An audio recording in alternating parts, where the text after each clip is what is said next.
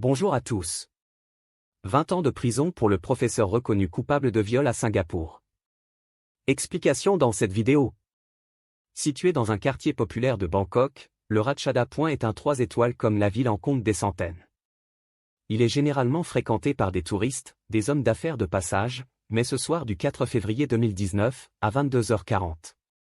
Soudain des visiteurs inattendus se présentent. Des voitures de police viennent de piler devant l'immeuble, direction la chambre 806, au 8e étage. Un pass saisi à la réception leur permet d'ouvrir la porte à la volée et de surprendre leurs clients en flagrant délit. Jean-Christophe Queneau est étendu auprès de deux ados de 14 ans, à demi nus, il s'apprêtait, pour la deuxième fois de la soirée, à abuser de ces deux mineurs, réduits à l'état d'esclaves, contre une poignée d'euros. Dans la capitale thaïlandaise, au lieu du tourisme sexuel mondial, ce genre de scène n'est malheureusement pas rare. Ce qui l'est plus, en revanche, c'est le matériel disposé à proximité du lit. Un ordinateur, des préservatifs, des plaquettes de Camagra, l'équivalent local du Viagra, et surtout une caméra dernier cri installée sur trépied. Un peu moins de 4 ans après son arrestation à l'autre bout du monde, il comparaît ce 3 novembre devant les assises de Paris. L'accusé prend place dans son box peu après 10 heures et l'on est surpris, pour ne pas dire déçu, par la banalité de son apparence. Difficile de croire que ce type quelconque ait violé des centaines de gamins entre 1991 et 2019.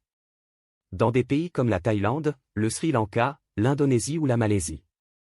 Le dossier d'accusation est d'ailleurs à ce point épais que la justice a décidé de le fractionner en plusieurs procès. Celui de ce mois de novembre, le premier, se concentrera uniquement sur les viols. Agressions sexuelles et corruption de mineurs commis en Malaisie entre 2014 et 2017. La première personne appelée à la barre est la commandante Véronique Béchu, la patronne du pôle chargé de la lutte contre la pédocriminalité. Une professionnelle habituée à voir et à entendre des horreurs, mais qui a du mal à dissimuler son malaise. Cette femme a passé des mois dans la tête de Jean-Christophe Queneau et de ses fantasmes. Un voyage dont on ne revient pas indemne. Avec son groupe d'enquêteurs, elle s'est penchée sur le butin récupéré par les policiers après l'arrestation du pédophile. 17 disques durs, des cassettes VHS, et une douzaine de carnets dans lesquels ce professeur de français consignait méticuleusement tous ses rapports sexuels avec des mineurs. Pour les besoins de l'enquête, Véronique Béchu a dû décortiquer cette infâme anthologie qui, selon ses mots, serait du jamais vu dans l'histoire pédocriminelle française, voire internationale. Les chiffres parlent d'eux-mêmes, 174 000 vidéos et photos ont été retrouvées dans ses archives, dont 92 000 le mettant lui-même en scène avec des enfants. Regarder des contenus pédopornographiques, c'est notre métier, on le fait tous les jours, mais cela était particulièrement écœurant. Cela a été tellement choquant, que certains collègues ont été obligés de s'arrêter 2 ou 3 semaines pour s'aérer. La lecture des carnets du pédophile s'est avérée tout aussi éprouvante. Queneau y détaille tous les sévices qu'il inflige aux enfants, les pratiques sexuelles qu'il leur impose, les surnoms qu'il leur donne. En garde à vue, il avait expliqué noter tous ces détails dans le but d'écrire ses mémoires. Monsieur Laurent Raviot, qui préside la cour, lui demande si ce projet est toujours à l'ordre du jour. Non, assure l'accusé, qui prétend désormais avoir pris conscience qu'il était malade. Pourtant, rien, dans les propos qu'il va tenir par la suite, ne va venir confirmer cette prétendue prise de conscience. Bien au contraire. En l'absence de l'enquêtrice de personnalité, excusée pour raison médicale, c'est le président Raviot qui se charge d'évoquer le passé du prévenu. Jean-Christophe Queneau est né le 25 novembre 1967 à Besançon. Il y a vécu une enfance normale, sans traumatisme, mais marquée par la solitude. Sexuellement parlant, il se séguait depuis l'adolescence mais non par la personne. Mes parents n'étaient pas à l'aise avec l'homosexualité, précise-t-il. À 20 ans, Queneau tombe amoureux d'un garçon de 14 ans, rencontré à la médiathèque de Besançon. L'adolescent ne partage pas ses sentiments. C'est autour de ce premier échec amoureux que vont se cristalliser toutes les frustrations de l'accusé, et surtout ses obsessions futures. En 1991, il décroche un poste de professeur de français en langues étrangères à Singapour, où il part s'installer. Durant ses premières années là-bas, Queneau aurait, d'après ses dires, connu 2 relations qui auraient mal tourné. Entre 1996 et 1997, j'ai subi 2 harcèlements coup sur coup, avec chantage et relations contraintes, résume-t-il à la barre. C'est à la suite de ces mauvaises expériences que le processus se serait accéléré et accentué avec les mineurs. À ce moment-là, j'ai choisi de n'avoir des rapports qu'avec des garçons qui correspondaient à mon idéal masculin. C'est-à-dire des jeunes d'environ 14 ans. Je me suis dit, eux au moins, ils ne me harcèleront pas. Une double vie débute alors pour Jean-Christophe Queneau. La semaine, il est un professeur de français respecté à Singapour. Le vendredi, il saute dans un avion pour Bangkok ou Kuala Lumpur, où il écume les quartiers pauvres à la recherche de proies faciles. Je rencontrais des jeunes dans des parcs qui servaient de lieu de rencontre aux homos. Je leur demandais s'ils voulaient me suivre à l'hôtel, je leur expliquais ce qui allait se passer dans la chambre. Je donnais la liste des actes sexuels qui allaient être pratiqués. C'était oui ou non. Les gamins désœuvrés viennent à 2, à 3. Parfois le nombre de participants peut grimper jusqu'à 6. Ils venaient à plusieurs, ça les rassurait, leur donnait l'impression d'être plus forts, observe Queneau.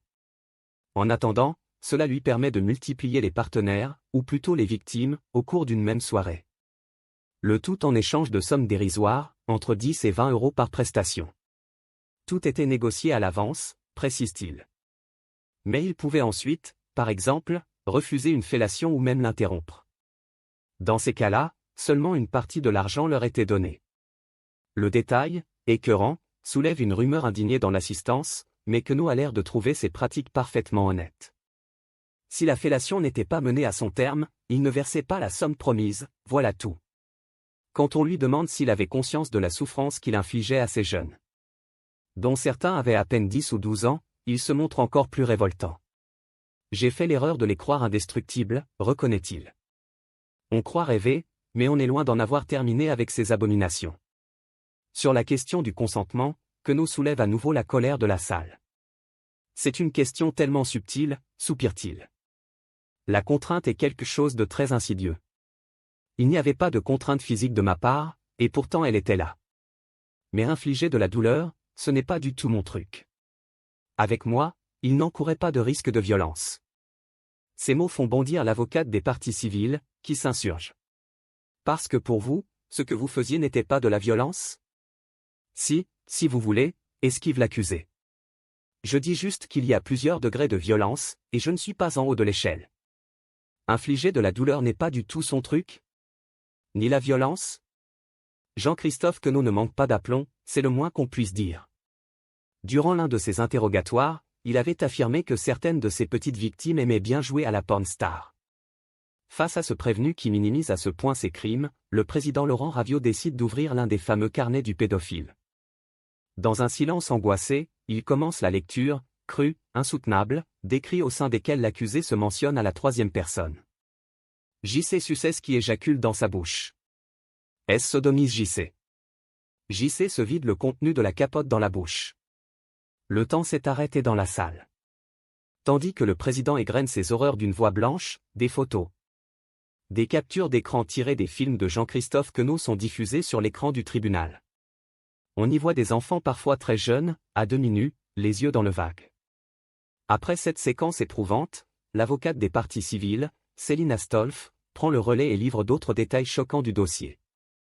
Notamment les pratiques infâmes que Queneau imposait aux gamins, comme les douches d'urine. Là encore, ces explications sont abjectes. Je me demande aujourd'hui ce qui m'a pris de leur demander ça. Je n'aime pas le goût de l'urine. Le mardi 7 novembre, au terme de 4 jours d'audience, Jean-Christophe Queneau a conclu les débats de la même manière qu'il les avait ouverts. Il a présenté ses excuses à ses victimes et exprimé ses regrets. Une formule qui n'a pas suffi à faire oublier le ton léger qu'il a eu tout au long de l'audience, entre déni des violences commises, minimisation de l'emprise qu'il exerçait sur ses victimes et considérations pseudo-philosophiques sur la nature du consentement. Les magistrats ne s'y sont pas trompés. L'homme que maître Céline Astolphe, avocate de la Fondation pour l'enfance, a décrit dans son réquisitoire comme un idéologue de la pédophilie, a été condamné à 20 années de réclusion, assorti d'une peine de sûreté des 2/3. L'instruction est encore en cours pour ce qui est des agissements du pédophile en Thaïlande, en Inde, au Sri Lanka, aux Philippines et en Indonésie. Merci d'avoir regardé, n'hésitez pas à partager la vidéo avec vos amis et à vous abonner à notre chaîne pour ne manquer aucune de nos futures vidéos.